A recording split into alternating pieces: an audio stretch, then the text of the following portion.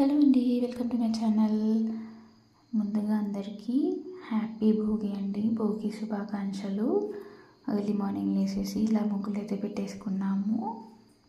భోగి ముగ్గులు, రంగోలి, తర్వాత దేవుడికి పూలు కోసేసుకొని దేవుడికి దీపారాధన అయితే చేసేసుకున్నామండి. దీపారాధన చేసేసుకున్న తర్వాత ఈరోజు బ్రేక్ఫాస్ట్లోకి సజ్జ రొట్టెలు అయితే చేసేసుకున్నామండి. నువ్వులు వేసేసుకొని సజ్జ రొట్టెలు తినాలి కదా ఈరోజు. సజ్జ రొట్టెలు అండ్ చిక్కుడుకాయ కర్రీ అది దేవుడికి నైవేద్యంగా పెట్టేసి ఆరతిచ్చేసినాము. తర్వాత సంక్రాంతి అంటేనే పిండి వంటలు కాబట్టి మురుకులు అయితే చేసేసుకున్నామండి. ఇలా మురుకులు అయితే చేసేసుకున్నామండి